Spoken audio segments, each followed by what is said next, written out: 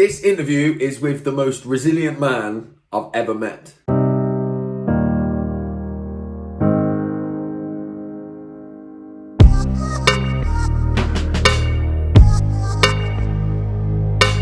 Welcome back to a very special episode of Irrepressible, ordinary people with extraordinary resilience. So I wanted to put this episode out today for World Suicide Prevention Day. I'm speaking to a good friend of mine, Devon Brown. Now, I've known Devon for most of my life probably, and I never knew that he was the most resilient man that I'd ever met. I had no idea of the experiences that Devon had, and this conversation has changed my outlook. It's changed the way that I would view certain things. It's changed my opinion on certain things. I've never met anybody that's been through what Devon's been through and what Devon continues to go through. And the way that Devon talked about it is probably controversial in places. Devon says himself that, he said he might get lambasted for some of the things that he says in this.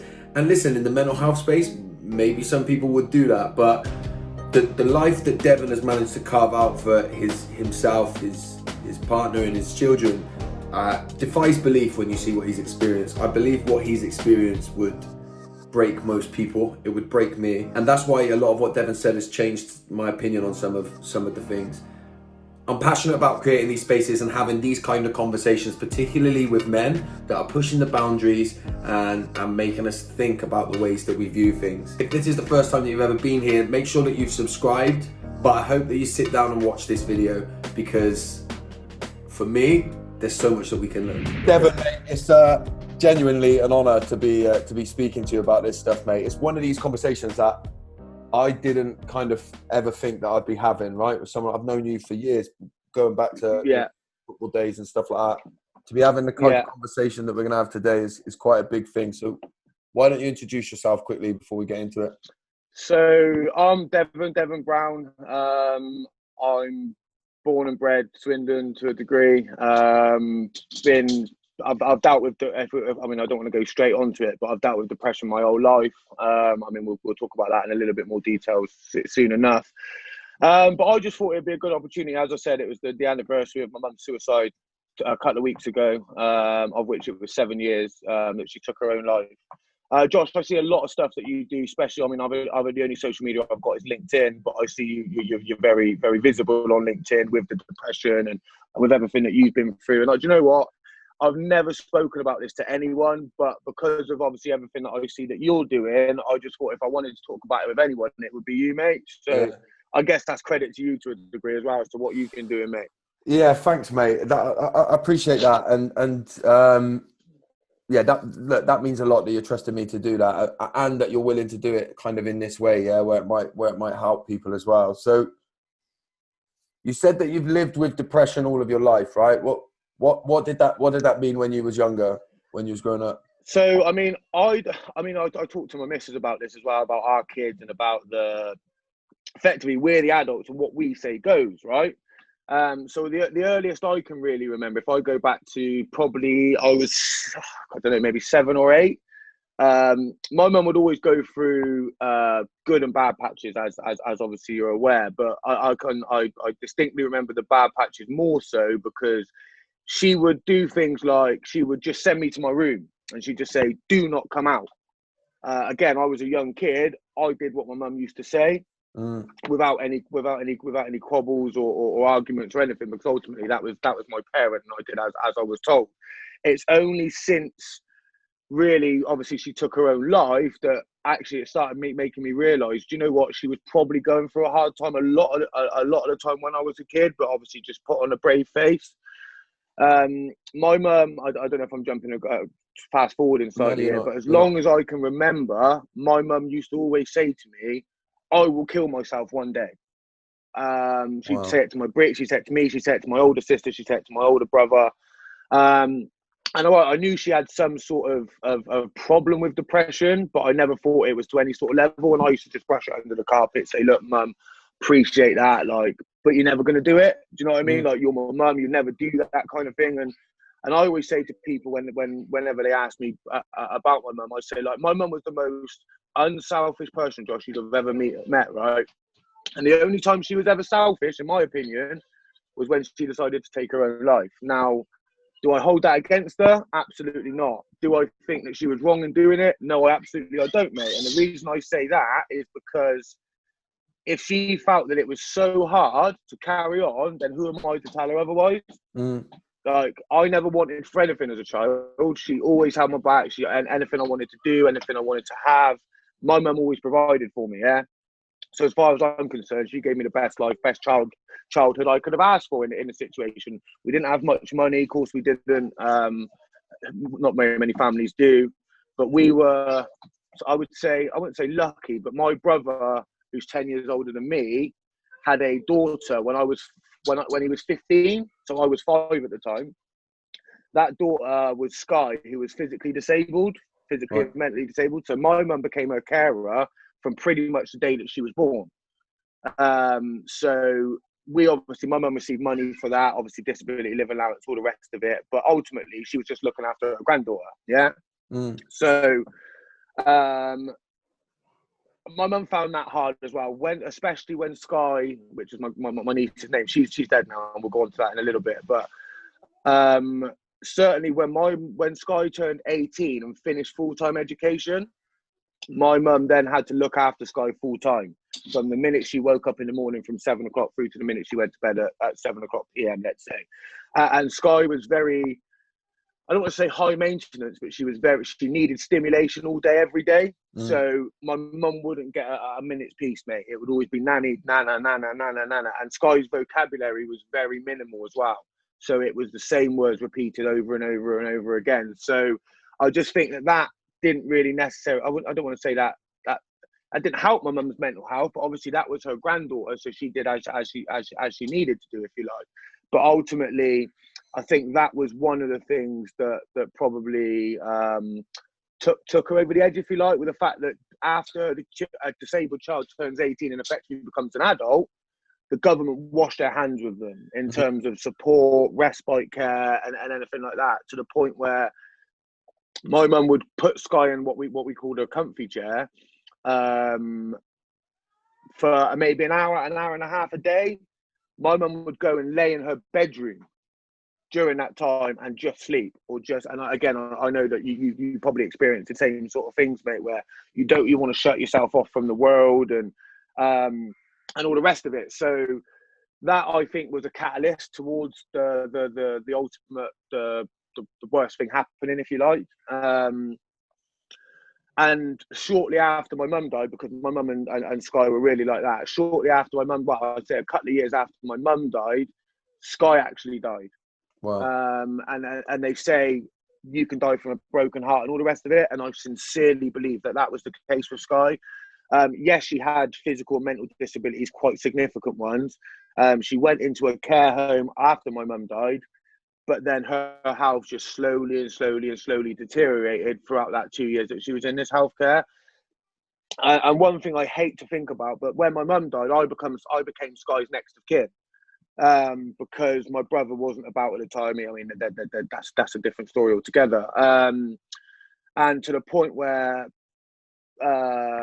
Sky got admitted into Great Western Hospital. Obviously, I was called because I was her next of kin. I went up to that hospital and I saw her in ICU, and the only way I can describe it is it was like something out of The Exorcist, mate. Like, Sky was in a real bad way, to the point where she was fitting, she was eyes rolling in the back of her head. Now, there was a lot of things that could have been the reasons for that, but unfortunately, because we had to, I say unfortunately, but because we, as a family, me and my brother, obviously Sky's mum, decided that we would donate Sky's organs. As a result, no post-mortem could be done to determine the actual cause of death. But we strongly believe that it was mainly due to negligence from either the care home or the NHS that actually resulted in that death of Sky. But obviously nowhere been able to prove it, because she obviously got harvested for her organs, so obviously no post-mortem could then be done. So it's a bit of a shame, mate. But the reason I tell you that story is to really give you an idea as to the problems that my mum had, and that was one of many. Do you know what I mean? I mean, my mum was raped as a child by her father's friends. Something that I didn't really ever want to talk to her about to any great length, because it wasn't something you ever want to think your mum ever went through. But but that added to it.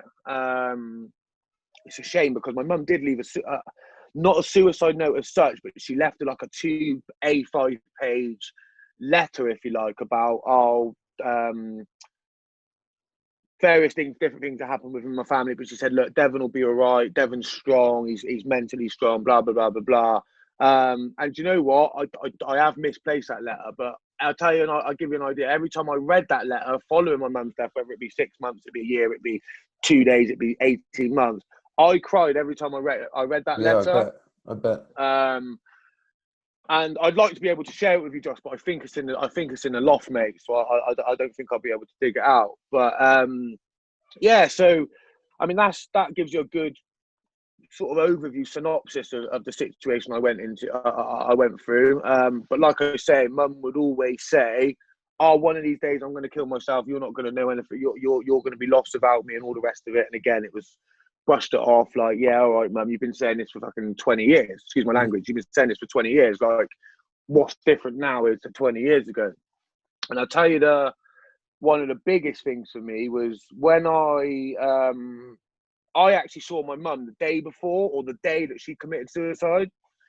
I went round to the house. You remember my house I used to live on off Northern Road? Yeah. So if you walked up the stairs, on your right would have been a window. Now that window overlooked Wingate Shop. Yeah. And we'd never had a curtain or anything up there, and all the time that I'd lived there, the 10 plus years. And I've gone into my mum's house, and she was putting up a curtain up across that window. And I thought, oh, do you know what? She's just done the decorating downstairs. She must just be doing the same thing upstairs. She wasn't in the greatest of moods there, but it wasn't anything different to what I'd experienced from her before. So it was a case of, right, Mum's not in the greatest of moods. Do you know what? I'm going to give her a weed, and I'm going to go, and I'm going to leave, because Mum smoked a lot of pot as a result of trying to, I guess, numb the pain that she had. It was only the following day, and I mean, I'll tell you the story about how I heard my mum actually died. So I was playing golf with one of my pals. We were just driving back from golf up to his house, and I got a phone call from the police. Now, you know, I'd been in trouble previously with the police, Josh. You know what I mean? It's no secret. But actually, they said, "Look, you got to come down to Gable Cross."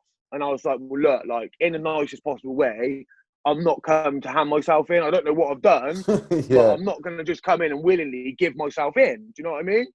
And this cop was like, "Look, you got to come in. You got to come in." I said, "Look," I said, "if you want to speak to me, you need to come to me." I said, "You can meet me at my house. You can meet me at my friend's house, but I am not coming into the police station to effectively hand myself in for something I don't even know what I've done." I said, "Look," she said, "All right, well, what, if you can give us a call back and you can come in, it'd be in your best interest." I said, "All right, fine, whatever." Took a number, and that was that. About 5 minutes later, I got a phone call off of a close family friend, who basically said, who was actually related in some way to my next door neighbour at the time, or my mum's next door neighbour at the time. And he's rung me, said, "Dev, you all right?" I said, yeah. What do you mean? Yeah, I'm fine. Like, well, what's the issue? He's like, "Well, your mum." And I said, "Fuck do you mean my mum? Like, I saw her yesterday. Like, she's cool. Like, there's no issue." He said, "Dev, she hung herself." Wow. I said, "What?" I said, what do you mean?" He's like, "Yeah, did you not know?" And I said, "Look," I said, "Mark," I said, "I don't know what this situation is." I said, "But I've just had a phone call from the old Bill." Oh, no, sorry, he didn't say he's hung herself. He said he's dead. So I've rung the old Bill straight back and said, "Look, like, is it to do with my old dear?"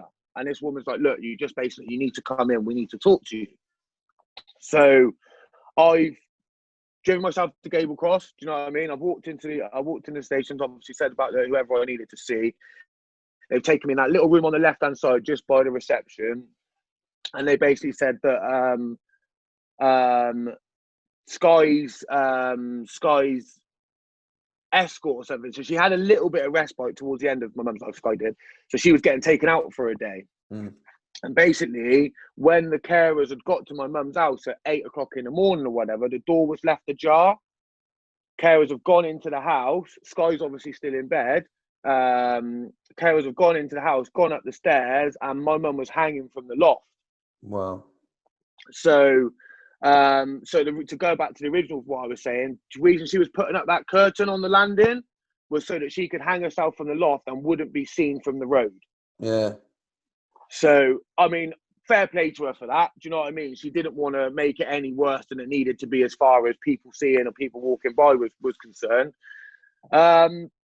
So, yeah, it was a case of spoke to the old Bill. They were like, yeah, so basically we found her at 8 o'clock this morning hanging from the loft.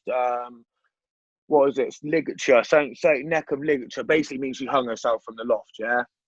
Now, my sister's also gone through mental. I'm just going off on a tangent slightly here, but my sister's also gone through mental health issues quite significantly to the point where we don't really see eye to eye, me and my sister. But anyway, that's a different story.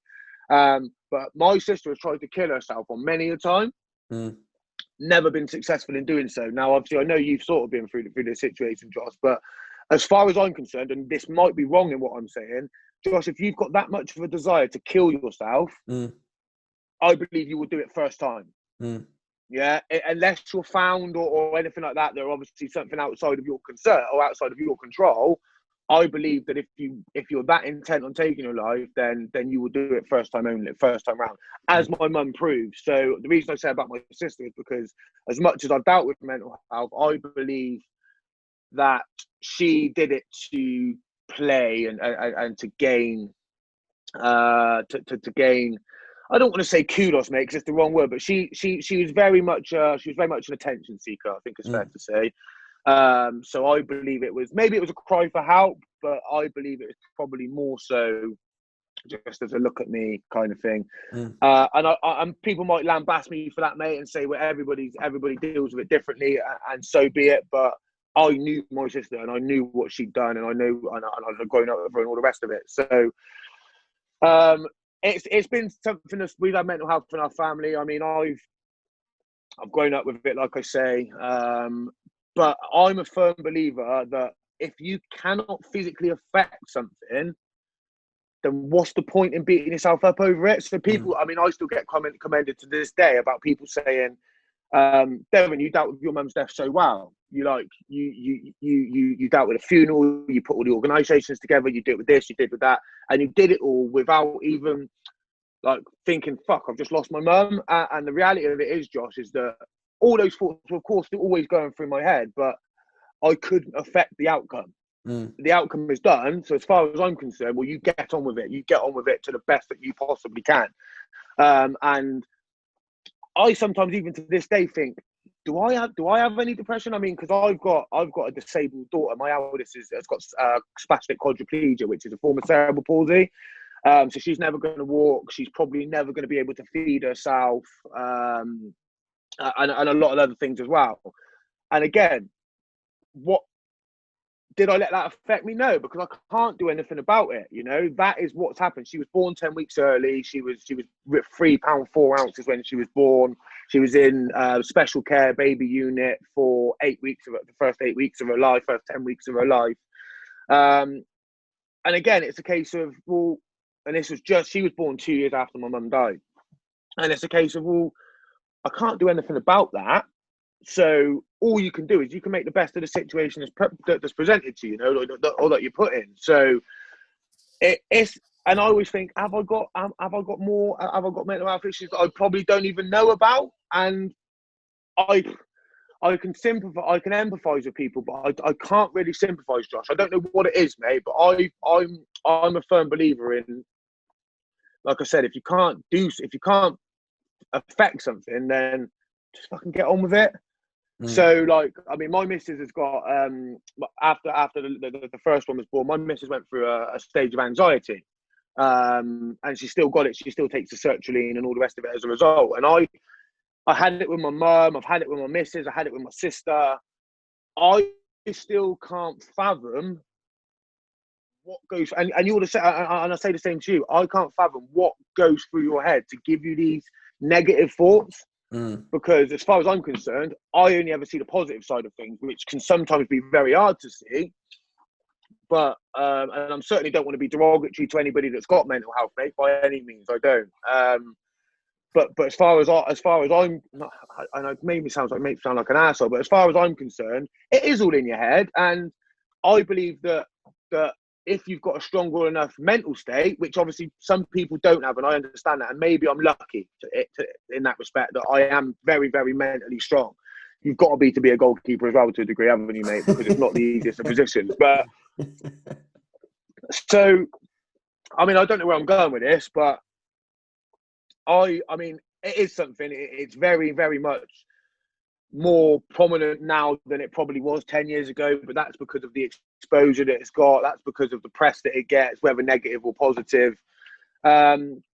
So I don't know. I contacted you originally, mate, because I wanted to share my story, but I also wanted to try and offer up my services if I could. Now, I don't know how that can be done, mate, because like I say, I can empathise with people because I've been through it, but I can't necessarily sympathise with them as much because I can't understand their mental state.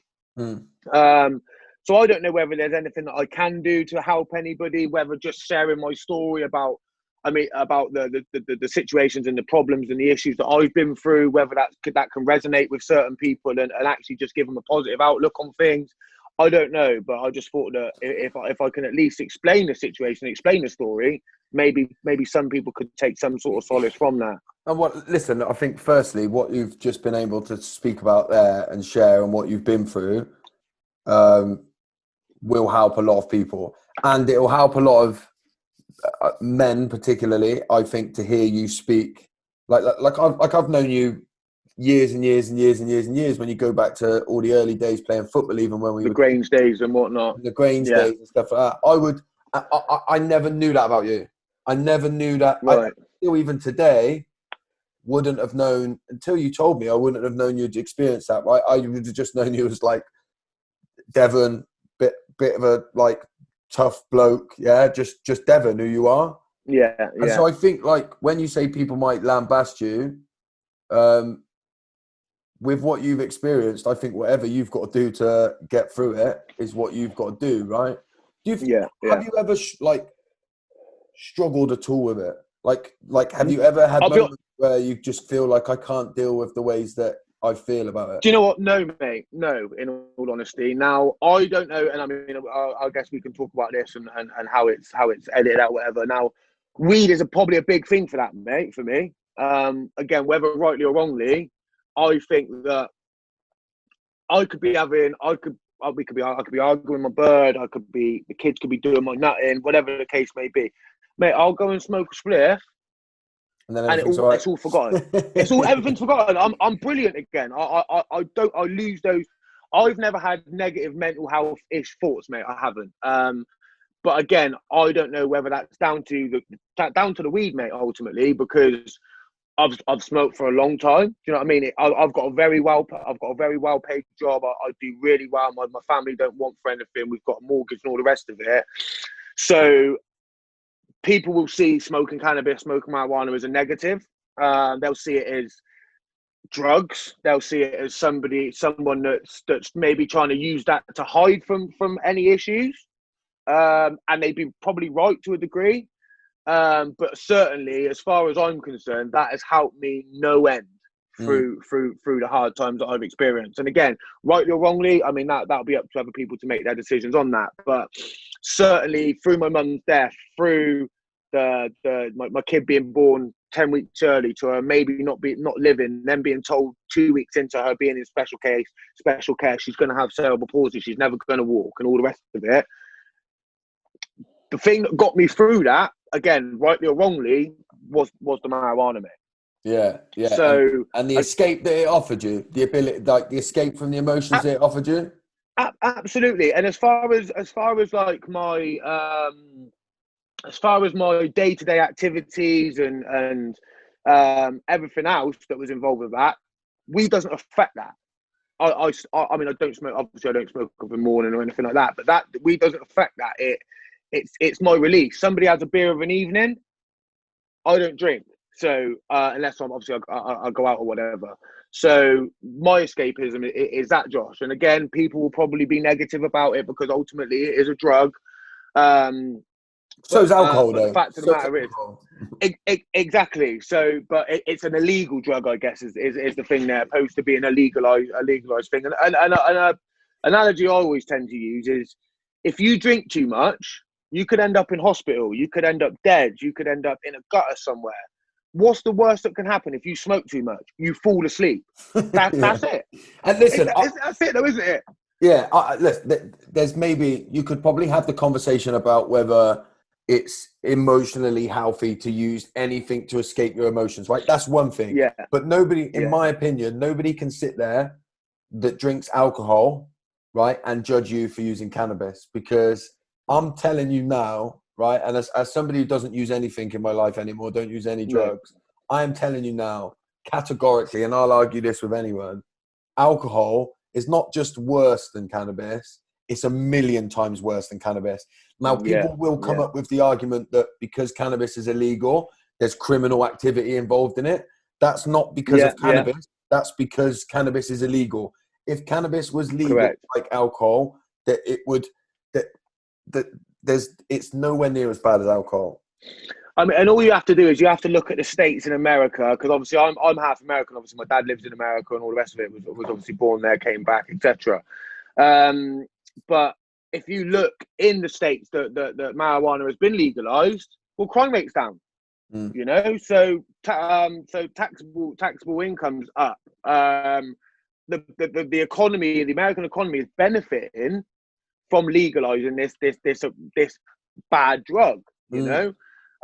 So the sooner it becomes legal in the UK, if it ever does, the sooner the economy will benefit from it, because it will bring in tourism one way or another. You won't have the black market for it. I mean, this is something I'm really quite passionate about, but you won't have the black market for it.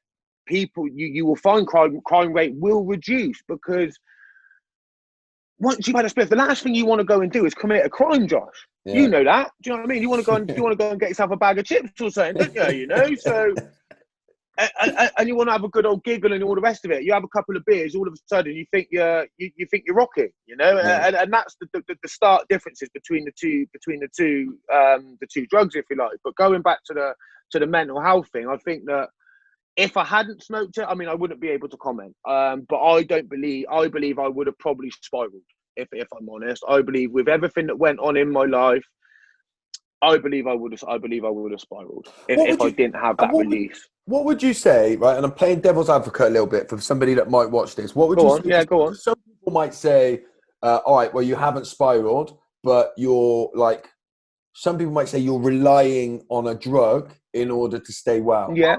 That, but I'm just, if some people would say that, what would you say to them? Because look, for me, I would say, as you sit in front of me, as somebody who's been through everything that you've been through, right, with not just your mum, but your niece as well, because you grew up with that, you experienced that, what you saw when you lost your niece, then to go on to now have a very good job, to have a family like you do, to be able to provide for them in terms of having a mortgage, and have the troubles that you've got with your daughter. Trouble's probably the wrong word, but you know, the difficulties that come with her problems and stuff. I would look at you and say, I think whatever you're doing, keep doing it, right? But some people might go, well, he's using, if he didn't have cannabis, he'd be all over the place. And you know what? I mean, all I can do is talk from previous experience. I've given up cannabis and I've stopped smoking weed many a time, to the point where it got to a point where I would only smoke over a weekend. Right? I went on a health fit, and I'm still very much on a health kick. So I got to a point where I was able to stop smoking it of an evening, and it was habitual, Josh. So my kids would go to bed at 7 o'clock. First thing I would think is, right, time to have a banger now. Yeah. Once you get out of that habit, then all of a sudden things can change. So I replaced the 7 p.m. zoo or spliff or whatever you want to call it with a 7 p.m. run. Right. So and again, that for me, having a run, doing a 10K run, a 5K run, whatever the case may be, because I got fat during lockdown. I got fat, so I needed to do something about that. So I took it upon myself to go and buy running shoes and buy an Apple Watch and all the rest of it, so that I was financially committed, if you like, to losing that weight. So I did that. I've lost a significant amount of weight. I'm probably fitter than I've ever been, and my release now is just to smoke just to have the spliff of a Friday, Saturday, and a Sunday. Come Monday again, we're back to the calf kick. So I can appreciate what the you being devil's advocate, and yes, you're probably right to a degree, but I'm not as reliant now as I once was. I'll be honest. There came a point where first thing I would do in the morning, I'd say probably closer to when my mum did die, I'd smoke a spliff, because that way straight away any issues were put straight to the back of my mind, and then if anything did try and resurface, and again I don't have negative thoughts, so I don't.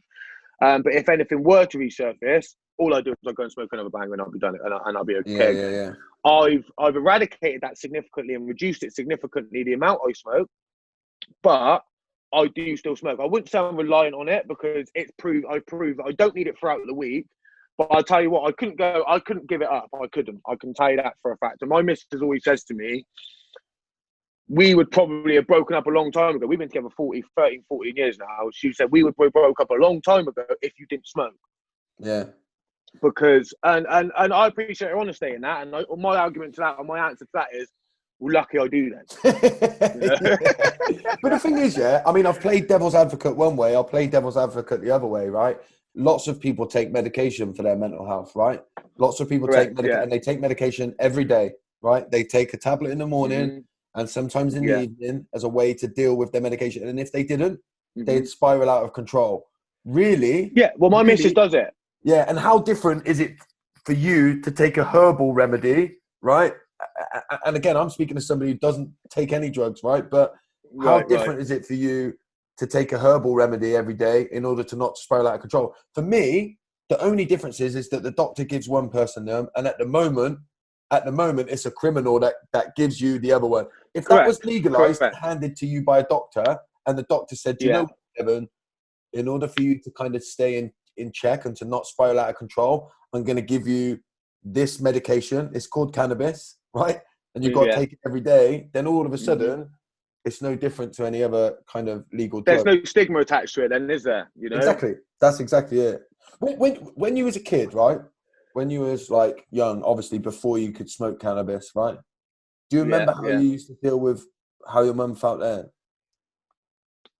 So again, like if my mum was having a bad day, which she would make it obvious, you know, she would say, go out or go to your room. Simple as that. And I would go to my room, or I would go out. And that was literally it. Like, I mean, my mum, when I was a fairly rebellious kid, I think it's fair to say. I mean, not to the point where I caused any issues, but my mum would beat me. You know, she would say, if I did something wrong, she would say, for an American term, go pick a switch, which basically meant go pick a switch, which is a stick off a tree in the back garden that I'm about to beat you with. Yeah. Or it would be go pick a slipper, or it would be get the wooden spoon.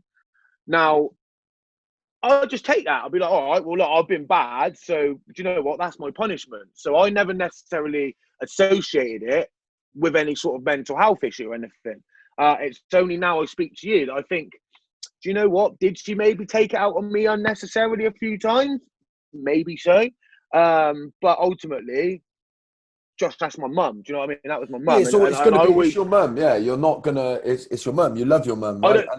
I didn't know any different. So people might deal with it. People might potentially deal with their kids differently. One of the funniest stories I can remember, if you want to call it funny, is the severest punishment I ever got was my sister's birthday was the 23rd of July. It is the 23rd of July, which is the day everybody always breaks up for the summer holidays, right? Same day as my birthday. So, it's my birthday, yeah. Oh, is it really? Oh, there you go. Yeah. So, we had a birthday party and had a bounce castle in the back garden when we used to, in a house we used to live in. The party finished. My mum categorically said, no one on the bouncy castle. I got all my mates in from the street, put the bouncy castle up, started having a good old crack for it. I got grounded for the whole summer holidays, the whole 6-week summer holidays, because I disobeyed my mum's order, you know. And now, that was probably asked to ground me for the full 6 weeks. She did let me out after 3, granted. But again, that was her way of dealing with it and dealing with a particular punishment or particular something that I did wrong. So I knew no different. So as far as would a different parent have done something different, or maybe not have been as harsh? Maybe so, but ultimately, I didn't know. To answer your question, growing up, did I experience it? Not that I would have associated with it at that particular time, you Yeah. know. Yeah. So now, yeah, like I say, hindsight's a wonderful thing, and looking back, you can probably associate more things than I maybe originally first thought. But ultimately, it was just my mum, and it was just her way of dealing with things. So, As a bloke now, like as a man, like I know yeah. football, I play football in the same way, right? This, obviously male environment and stuff like that. Is it something, I think I know the answer, but is it something that you ever speak about? Do you ever talk about I don't. mental If health? somebody asks me any question, no. If anybody asks me a question about my mum or anything, Josh, I'll tell them anything they want to know, mate. Because as far as I'm concerned, I don't hate her for it. Do you know what I mean? And people have said to me, how can you not forgive her, because she's not here to be forgiven? But how can you, like, do you not hate her, or do you not think she was selfish? And again, like I said to you earlier, my mum was never selfish. She looked after my disabled niece from the five. My niece was 5 days old through to when my mum eventually died, when my niece was 20 odd. You know, so no, she was never selfish. The only time she was ever selfish when she decided I can't go on anymore. Mm. And as far as I'm concerned, I don't hold that against her, because if it was that bad for her to think that, then it would have been wrong of me to try and get her to stay living, if you like, if she wasn't happy. Yeah. You know, and I'm not a day goes by where I do not think about my mum. And do you know what? I would have loved my mum to meet my girls. Do you know what I mean? Because and what also would have helped is, because my mum grew up with Sky and the disabled and everything that she went through, my mum would have been a great influence and assistance for my daughter who's disabled, because my mum would have gone through a lot of similar things at similar ages. But unfortunately, I can't tap my mum up for any information or any advice when it comes to that side of things. Even to something as silly as, like, my daughter, she's real close with my missus mum, yeah. And I would have loved for that. Like, we've only got, if we have like babysitters, for instance, we've only got my missus's side of the family. I have no family in Swindon, none. Yeah, I've got a brother who lives down on the south coast. I've got another brother I don't speak to, and I've got a sister who lives in Swindon that I don't speak to. So I have no one that can. I don't want to say ease the burden of my kids, because they're no burden at all. But, like, a little bit of break, you know, so me and the missus can go out for dinner. And it's a shame that we always have to ask her mum, because without being derogatory to her old man at all, he's very, very old school, very macho, very. The only way I can associate it is like kind of like a football hooligan kind of thing, you know, where he's very macho. You see what I mean by that? So we can't go to him and his missus and say, look after our disabled kid, because in the nice one's way, he wouldn't have a clue, Josh. He wouldn't know what to do. Yeah. It's a So, complex. It's not as of simple course as it just is. looking after No, child if they've got the needs that yours has got. Yeah. correct. So it's go on. Do you miss your mum? Oh, every day, mate. Every day. Do you know what? And I mean, there will go days where, I mean, I could be watching something on telly, because I never really, I didn't go through these 5 stages of grief or whatever it was when my mum died. And do you know what? I still to this day don't think I'm completely over it. No. But that being said, I can't pinpoint what it is that I'm not necessarily over. And it's something as trivial as I could be watching something on telly that would have absolutely no relevance to suicide, to my mum dying, or anything like that. But I'll just start wilding up, mate. It might be a sad, touching story, do you know what I mean, on a TV program or something. And I'll just start wilding up. And unbeknown to me as to why, mate, in all honesty. Yeah. Now, again, that macho male, I'll never tell my missus that. Like, do you know what I mean? If I'm sat on the sofa and she's next to me and I'm starting winding up, all I'm going to do is I'm just going to sit there and I'm going to scrunch my eyes so that you get the tears. I'm going to wipe and wear, and I'm going to forget about it. Do you know what I mean? Yeah. So that tells me that there is something there, but can I pinpoint it? No. Do I see it of any sort of concern? No, I don't. No. But whether that could potentially be detrimental to me long term or 10, 20 years time, I don't know. I don't think it would be detrimental. I feel like based on some, like a lot of what you said, that perhaps in the future at some time there may be some more emotion that might come out. Do you know what I mean? You might. I remember like when my daughter, because my dad was 9 when he died, took his own life. I was 9, and when my daughter turned 9, all of a sudden I started getting a bit like weird. I was having all these Right. emotions, and it just Yeah. so happened that because my daughter turned 9, it triggered Yeah. that part of me that was like, oh my god, I was that age when I lost her. So Gotcha. like Gotcha. something might happen in your life that makes you, and then Hmm. the next bit of the grief might come out. But I think I think ultimately the ways that you're dealing with it, I don't think anyone could begrudge what you're doing. Do you know what I mean? And this is the thing. This is what, like, one of the big parts of the work that I want to do and that I believe in doing is giving men the opportunity to have these kind of conversations. And Yeah. what I like particularly about the way that you've spoke throughout the whole of this is you haven't thought like, I'm speaking to Josh, who kind of works in the mental health space. I better make sure that I say things that are like fit into how you're supposed to talk about. Yeah. No. Yeah, exactly. This is me. I'm a man who's been through these experiences, and this is how I'm dealing with it. And that's the kind of conversations that are needed to have.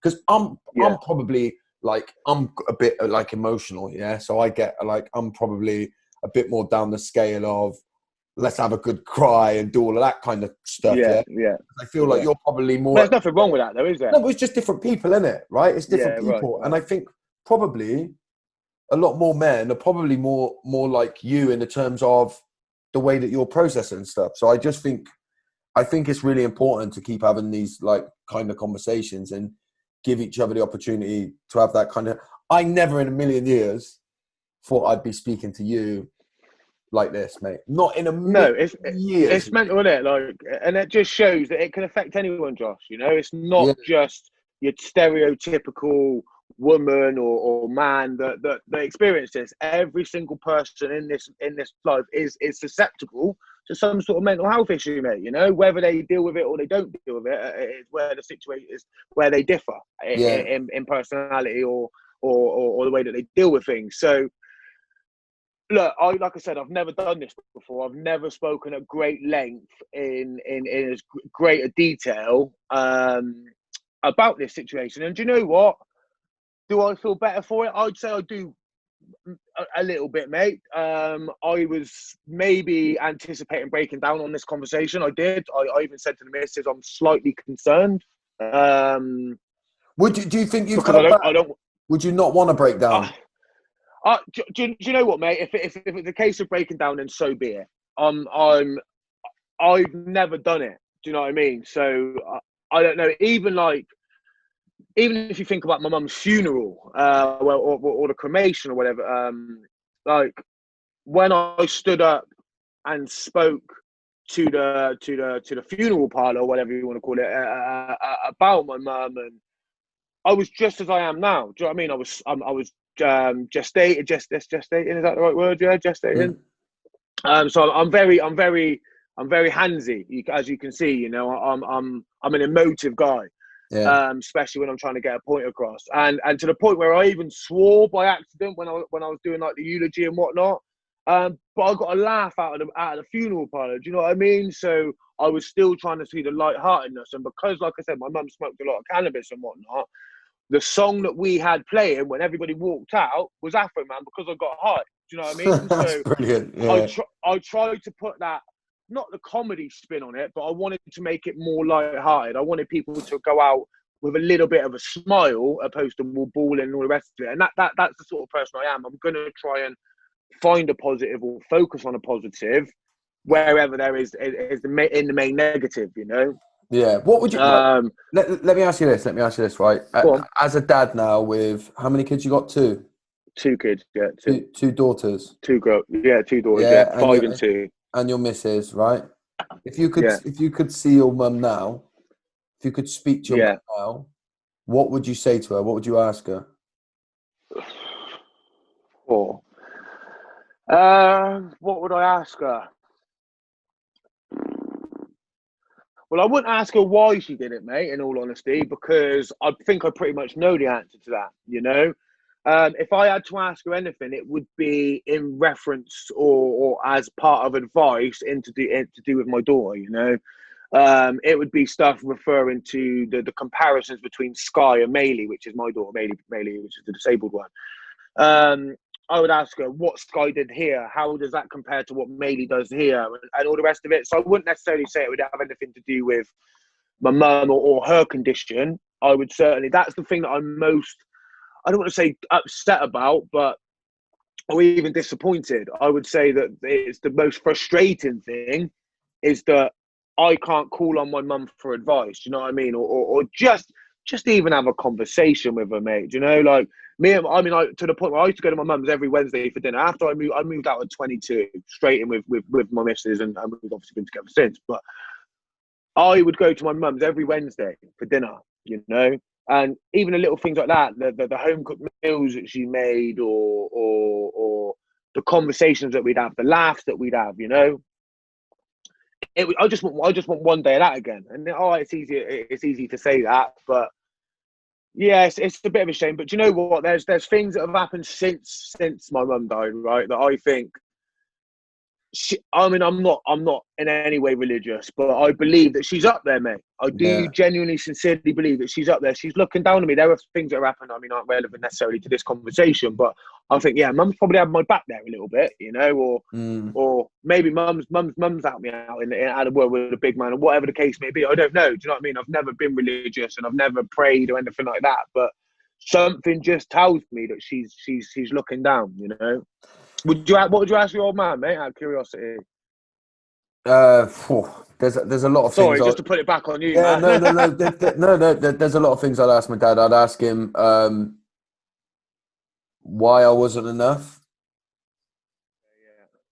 Because I got my kids. Yeah, I went through the same things as my dad. In the end, I did the same stuff as my dad. I think the real questions that burn inside of me is like, you know, did he ever look at me and think maybe I'm making the wrong decision? Did he? Yeah. I mean, why? Yeah. Why couldn't I change him in that way? And I think, you know, I'd love. But what you've done since your issues, mate, I think a testament to you. And actually, probably if you, and again, I might be speaking out of turn here, but if you didn't necessarily go through that you had with your dad, maybe you follow exactly the same path. Yeah. Yeah, I probably learned from him. I probably learned from him in that respect, you know. Yeah. What? Here's another one. What do you think your mum would say to you if she walked into your house now and saw the life you're living now? Yeah. Do you know what, mate? I think she'd be chuffed. I do, and people say to me all the time, like, she'd be proud and all the rest of it. And deep down, I think you've probably got to say that a little bit, though, you know. And this would be from my closest friends or whatever, but deep down, I know that they've got to say that, but I do still take a lot of self-pride, if you like, from people telling me that I've done well, do you know what I mean? And that I've responded well to it. So I think she'd be chuffed, mate. I do. I think she'd be really happy with what I've done. I grew up in a council house. I mean, we grew up on benefits. I had free school meals, all that sort of stuff, Josh. I never once thought I would own my own house. It didn't even cross my mind that I would own my own house. Yeah. Because I grew up in a place in Pinehurst that people don't own their own houses, you know. It is all council, it's all housing association, or whatever the case may be. So yeah, it's going back to what I was saying. I didn't believe I'd ever own my own house, and you know what? It's funny because the condition that my daughter has, if we didn't own our own house, then the government, the council, however you want to look at it, would have put us in a council house that is completely renovated or for a disabled person. So there would be hoists, there would be wet rooms, and all the rest of it, like I had when I lived with my mum and my niece. But because we own our own house, we don't have access to that same stuff, which isn't a bad thing, but it just means that the house I live in at the moment, it's a terrace house. I can't build my daughter a downstairs bedroom. I can't build her a wet room. I can't build her a hoist and stuff because I don't have the room to be able to do so. So when we eventually move, whether it be in the next year or 18 months, fair play to the government, they will give me a grant to be able to renovate my house to make it livable for my daughter, which means building a downstairs toilet, building a wet room, building a downstairs bedroom for her with a hoist and all the rest of it. So I'm going off on a tangent there a little bit, but if I didn't, going back to what I said, if I didn't own my own house, then I wouldn't have access to that. But the government will give me a grant, like I said, of up to 30 grand, I believe, Right. to be able to renovate. So again, I'm going to be in a position like when we move, we're never going to leave, we're never going to move again. But so there are perks. I don't want to say perks, but I tell you what, having a blue badge, mate, for my daughter for the disabled badge is ideal in a motor. Absolutely ideal, mate. Honestly, and again, see what I mean. I'm trying to pick the positives from it, Josh. You know, like we've got a fully expensed motor that all we have to do is put fuel in it. You know, and all right, I would sooner rather have an able-bodied child. Don't get me wrong, but actually, there are certain perks. Again, perks is probably the wrong word, but there are certainly positives to be taken. I see what you're doing. I see what you're doing and what you do, and I think it's like really commendable that you're able to do it. Really, like, do you know what I mean? With everything that you've experienced, there's not one like even milliliter of like poor me and nobody could begrudge you having a little bit of poor me, right? No one could begrudge you. I mean, I don't even know if you can, because I think you've just sort of it feels like your life has gave you obstacle after obstacle after obstacle. You haven't really had 2 minutes to sit back and think like what you've been through. Like I do these interviews all the time. Yeah, I speak at conferences. I speak to people that have some incredible stories. I don't think I've met anyone that's been through as much as you have. That life has thrown as much. I mean, let's go into the fact that like you grew up with, was your dad around when you grew up with your mum? I mean, we won't go into it now. No. You had just your mum who suffered in the way that she did, went through all of that. Who then your brother at the age of 15 had a severely disabled daughter that your mum had to care for in such a way that if we're really honest about it, meant that she probably couldn't have been there for you, you know. Correct. It was even less for you than before with just her own mental health struggles. But then to lose both of them, right? To finally meet somebody who you can create your own family with, and then for your daughter to then experience and have all the difficulties that have come with her. And you're just sat here like, as long as I've got a bit of weed, I'm all right. Right, I mean, let's be straight with it, right? A lot of people would be, you're right. I mean, a lot of people, I go and tell people my story, right? And I tell them what I've been through and that I'm still here today and I'm doing quite well in my life. And, you know, rooms go crazy, giving me round of applause, da, da, da. I'm not even, you know, it's not a competition, but I'm not even close to what you've experienced. I'm not even close. And I think that's part of the reason that I wanted to have this conversation, mate, is because, I mean, I'm still best mates with Dev, yeah? And Dev says to me all the time, he's like, Dev, you can write a book, mate. He said, you can write a book on all the shit that you've been through. I'm like, it might not be a bestseller, but I might make a few quid out of it. But it's okay.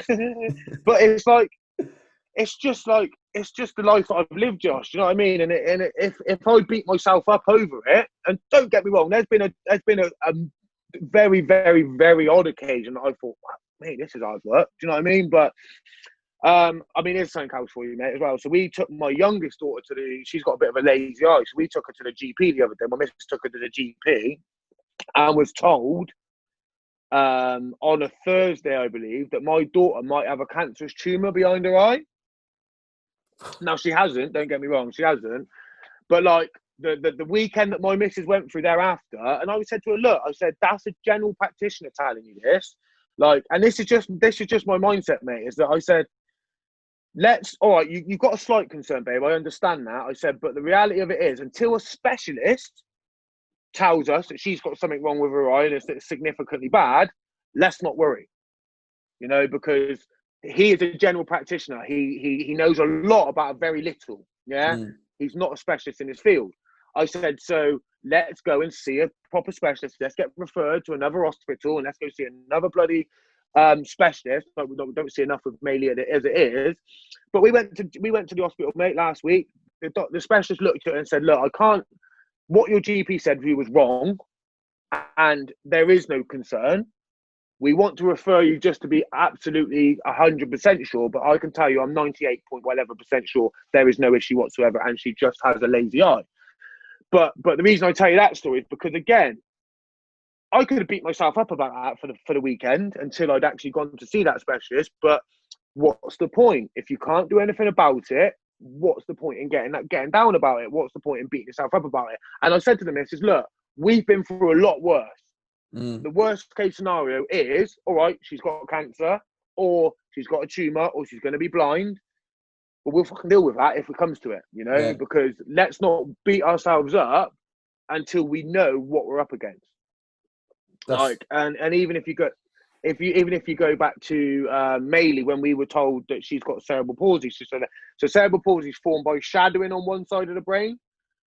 Now, when we were sat down in that consultant's office and they told us that, like, again, my missus broke down. I said, well, for me, and again, I think I don't want to say I was lucky, but because I dealt with Sky and I dealt with a disabled child from the day I was 5 years old through to my adult life, it didn't really affect me as much as it affected my missus. Yeah. But again, now, I mean, she's 5 years old now. She's mentally so smart, mate. But obviously, it's just the physical side that's the problem. Like, I wouldn't change it for the world, mate. You know. And I said to the missus, look, like, if you can be even a little bit positive, things will turn out all right, you know. And you're always gonna, if you can see things like in a positive light opposed to a negative light, it will make things easier to get over. As far as that's the way I see things, you know. But again, the only reason I tell you that story is because it's just the way that it's just the way my mind thinks, mate. I don't know whether I'm lucky in that respect, that I just have a positive state of mind pretty much all of the time, or because it's a lot to do with self-confidence, mate. And slightly off on a tangent again, but I speak to a couple of my friends, and I love interviews. I love job interviews, right? If I could interview for a living, I would, because it's all about selling myself. But if my mate says, well, why don't you create a company to look at interview techniques and everything? I said, but I can't put it on paper. What I do, I can't put on paper. Do you know what I mean? So my state of mind is very much the same. I can't tell you how I do it or why I do it. It's just how I've always done it, you know. And to be fair to my mum, she was always very much look on the positive side of things. So that was ingrained for me from an early age, even though she was obviously fighting her demons at that time anyway, mate. Whatever you've managed to take as a result of your experience, right? I do think if you could bottle it and sell it, right? I'd be a millionaire, mate, wouldn't I? You know, you would. Because, like, genuinely and seriously, this interview has changed my opinion on some things, right? I would have kind of said, I genuinely, and I'm always open to learn more, yeah? I think in the past, I would have said, in the way that you've spoken, a lot of what you've presented, in the past, I think I'd have said, nah, there's got to be an act, because you can't be...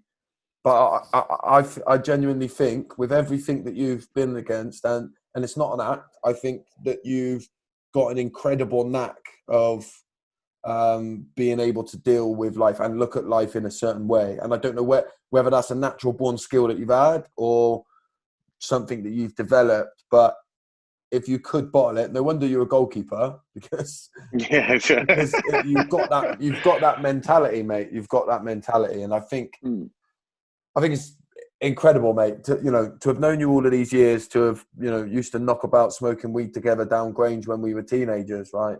I would never have known. We'd never have known that. No, that's right. We'd have been going through very similar kind of feelings. And you know what? I think that, I know I'm conscious of time, but one thing I would say is, if this does go out, there'll be a lot of people that will see this video, Josh, and be like, fuck, I didn't know Dev was like that. I didn't even know Dev lost his mum. Do you know what I mean? I'll openly talk about it, but I'm never going to offer up that information as part of a conversation, because it can pretty much be a bit of a conversation killer, can't it? Talk about your morbid mum or whatever that took her own life. So, but like I say, I will always openly talk about it to anybody who wants to have a chat, mate. So I just say that if this video does go out, and there are people, it will 100%. This is going out. Then tell people to contact me, mate. Because if I can just, like I say, give them my ways of thinking and nothing else, because I can't give them any wisdom, mate. At the end of the day, I'm just Dev. Do you know what I mean? I'm just a lad that just the same as everyone else. But if I can at least give my ways of maybe how I'd have dealt with something or something like that, then I'm all for it, mate. I'm all for it. 100%, mate. And look, this is definitely gonna go out. This is definitely gonna go out because I think it's been one of the most incredible conversations I think I've ever had. Genuinely. I don't know if that's because I know you, and I had no idea what route this was going to go down today. And it's gone down probably a different route to what I thought it would. But mate, I just want to say thank you, and maybe honestly, thank you, mate. Honestly, thank you. I think maybe there's something we could do going forward. I don't know. I need to think about what that would look like, but I think that you've got a lot to offer, a lot like in terms of helping men that might be struggling in a way that I couldn't. Right. So I don't know. I need to think about it, but whatever you want, mate. I will help, and I will do everything in my power to help and assist you in any way I can, mate. Yeah, just let me know, mate, because I'm. This is something obviously it is really close to my heart, and you know what? Up until now, I haven't really wanted to really do anything about it. But actually, if I can do anything to just help one person, mate, then please let me know, and I'll do everything I can to try and do so. Top man, yeah. I'll have a good think about it. Anything else you want to say before I stop the recording? No, I don't think so, mate. Again, thank you, and honestly, credit to you, mate, for what you've done. Because again, if I wasn't for seeing all the different videos, because I watch every video that you put on LinkedIn, mate, whether it's the depression and the little free stick man and the other bloke and you being the one at the bottom and all the rest of it. Yeah. Like, if I didn't watch all that stuff and see how visible and how prevalent you are on these things, I wouldn't have bothered.